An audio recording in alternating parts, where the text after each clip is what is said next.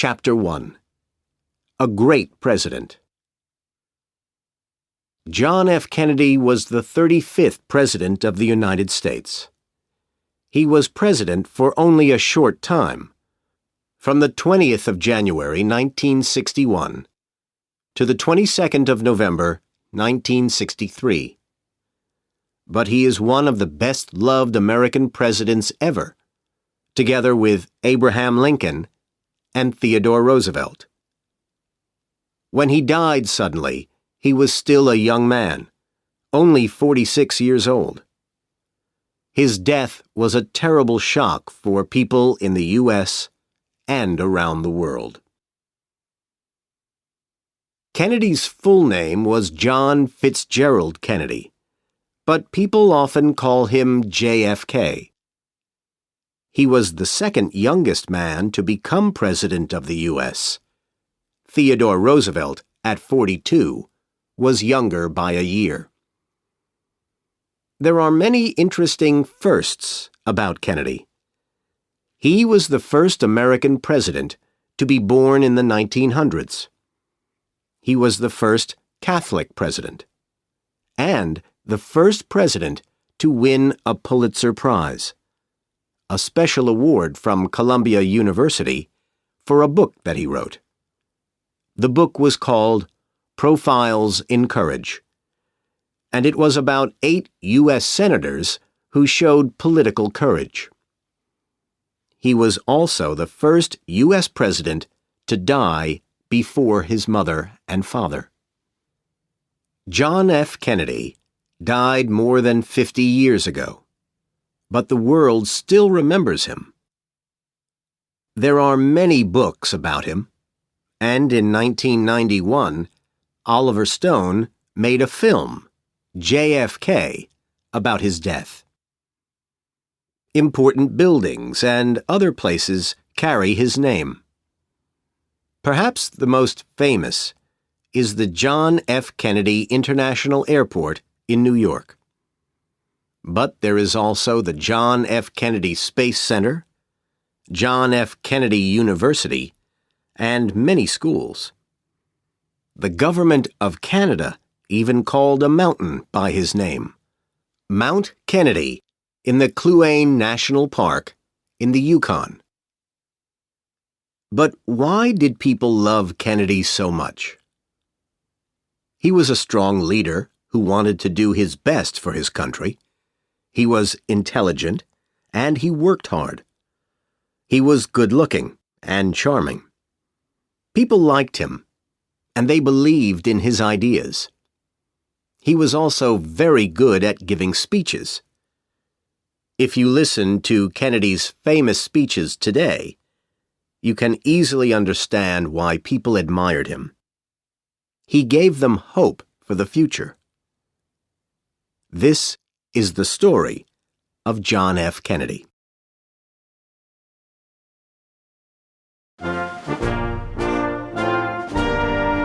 Chapter 2. The Kennedys. In 1849, a young Irishman, Patrick Kennedy, left Ireland and traveled to the U.S. by ship. At that time, there were terrible problems in Ireland.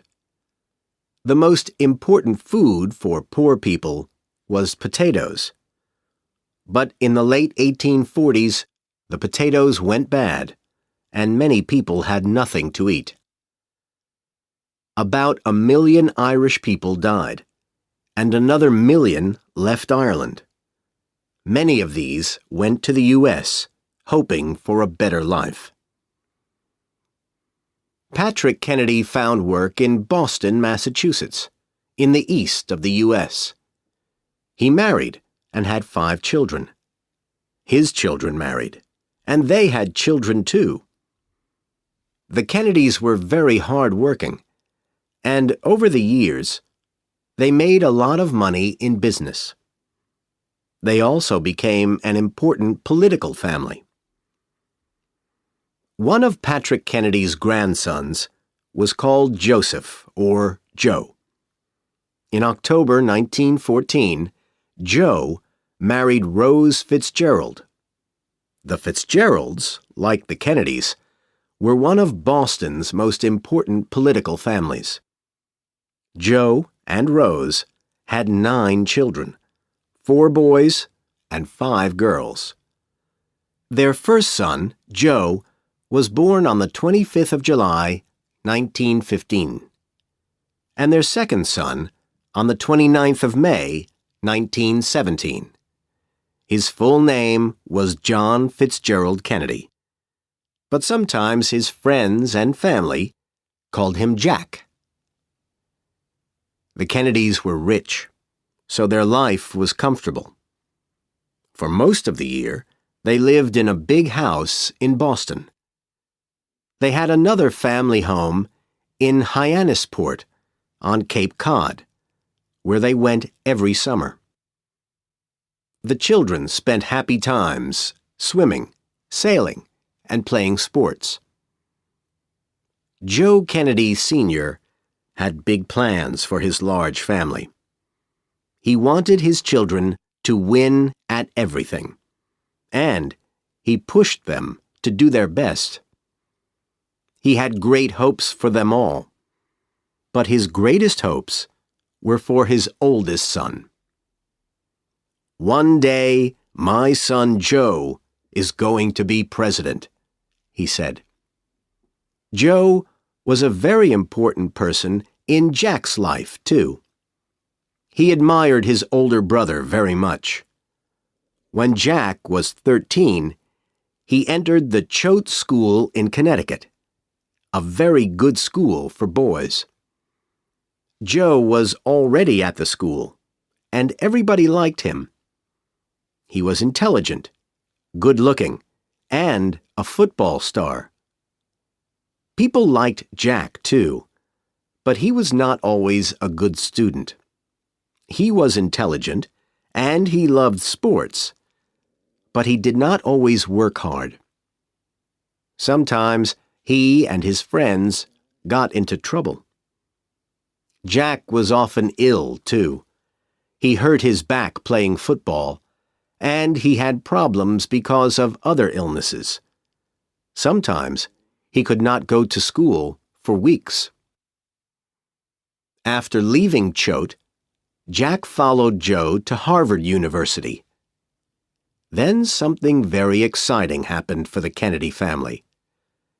The U.S. president at that time, President Franklin D. Roosevelt, sent Joe Kennedy Sr. to the UK as ambassador for the U.S. So in 1938, the Kennedys moved to London.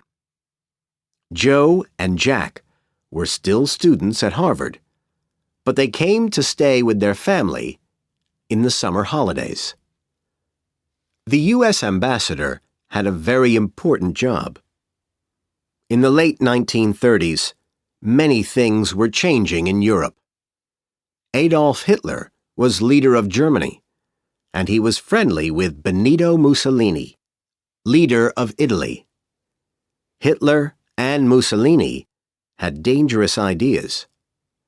They planned to control other countries in Europe, and many people were worried that there would be war. As U.S. ambassador to London, Joe Kennedy Sr. had to find out what was happening in the UK and Europe and tell the U.S. government. He had meetings with important people, and his sons met these people too. Jack became very interested in different countries and their governments.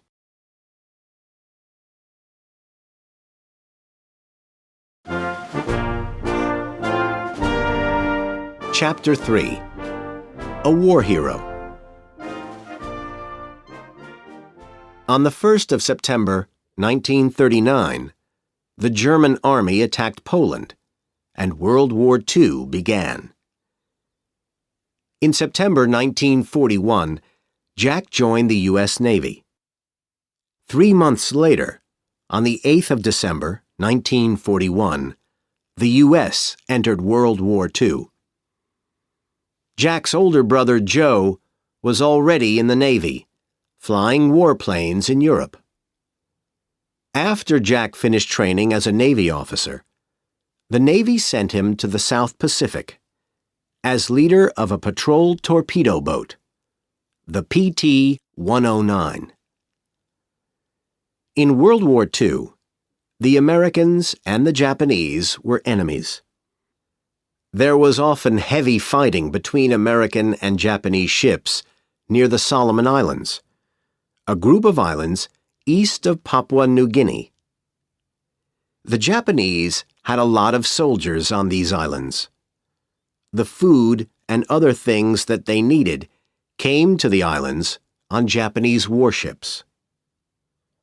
The American patrol boats had to try and stop these warships.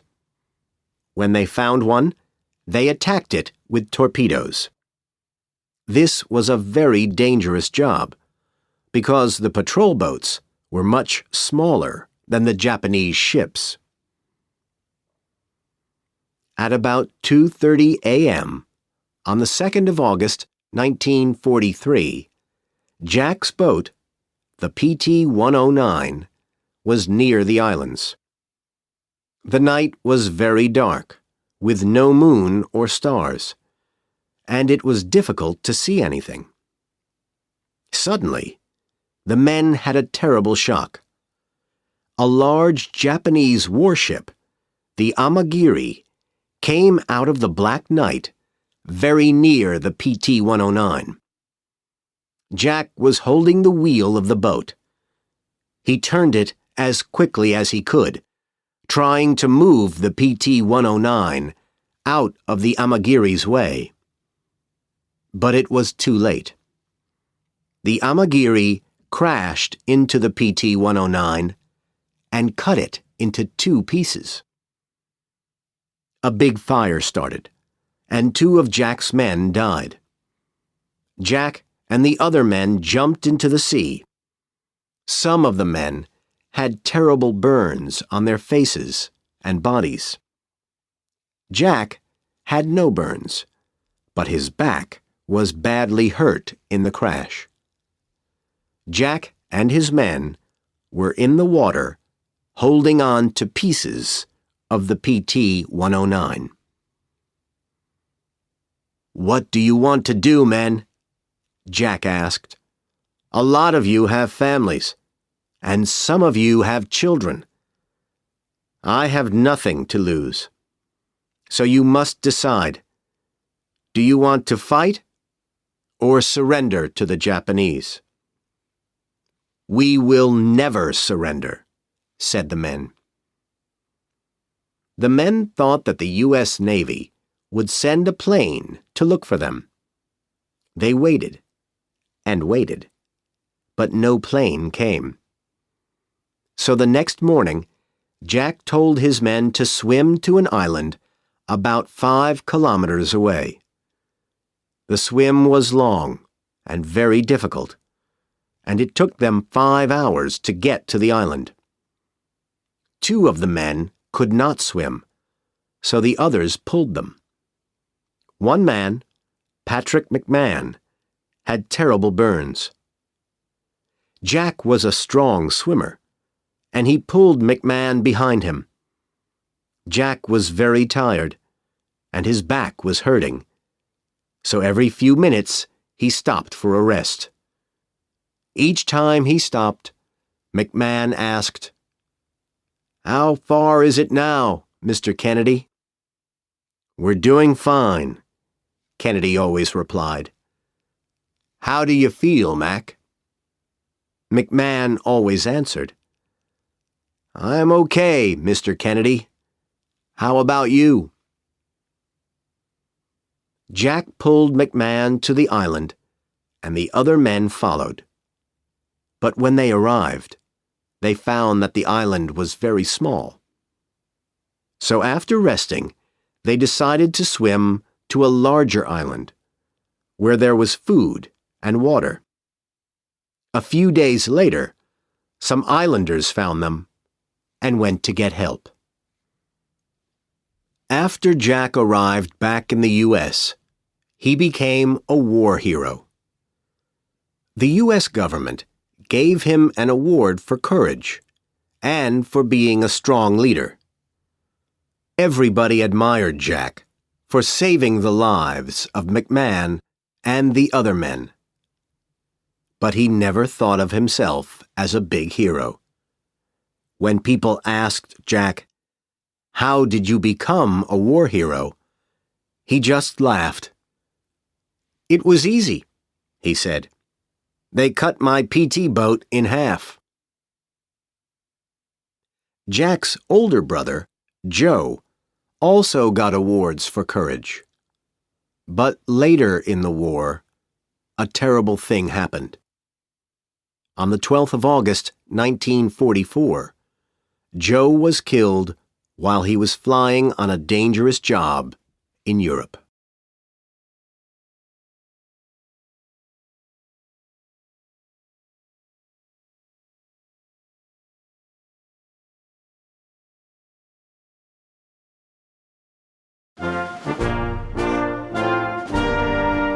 Chapter 4. To the White House. Joe's death was a great shock for Joe Kennedy Sr. He was hoping that his oldest son would be president of the U.S. one day. But after Joe died, his hopes turned to Jack. After World War II ended in 1945, Jack got a job with a newspaper. He went to San Francisco and wrote about an important United Nations meeting. Then he went to the UK and wrote about the elections there. But Jack did not want to be a newsman. He wanted to get into Congress. The government of the U.S.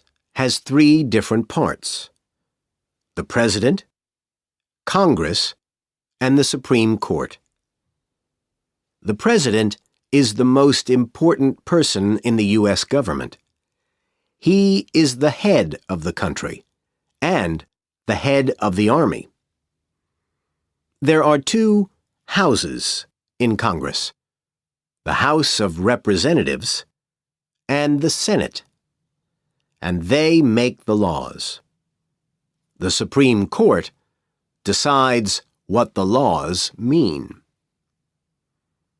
There are only 2 important political parties: the Republicans and the Democrats. At that time, after the war, the Republicans wanted people to work to help themselves. But the Democrats wanted the government to help when it was needed. The Kennedys were a strong Democratic family.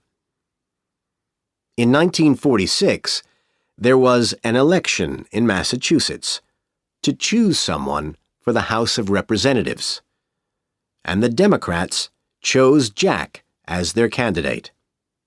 He won the election easily. Jack stayed in the House of Representatives for 6 years. Then he won an election to the Senate. In 1953, the year when Jack became a senator, Dwight D. Eisenhower, the Republican candidate, became U.S. president. But nobody can be president for more than 8 years. So, in November 1960, there was an election for a new president. The Democrats chose Jack as their presidential candidate. By this time, Jack understood many things about government because of his work as a senator. He was also becoming famous, and his picture was often in the newspapers. The American people were very interested in the good-looking young Senator Kennedy, and they enjoyed reading stories about him and his family. They also admired him because he was a war hero. The months before the presidential elections were very exciting for the Kennedys. Jack needed a lot of votes to win against the Republican Party. He worked very hard, traveling all over the U.S., giving speeches and telling people about himself. Jack's father, Joe Kennedy Sr., and his younger brother, Robert, often went with him. Joe spent a lot of money helping Jack. The candidate for the Republican Party was Richard Nixon. Nixon was older than Jack, and this was his 8th year as vice president, the person who takes control if the president is ill. In September and October, Jack and Nixon went on TV together to talk about why each man wanted to be president. Jack looked very good, but Nixon looked tired and uncomfortable. After people saw the two candidates on TV, more people wanted Jack to be president than Nixon. In the presidential elections on the 8th of November, 1960, 34,226,925 people voted for Jack, and 34,108,662 voted for Nixon. So Jack won the election and became President John F. Kennedy, 35th President of the United States. He was 43 years old.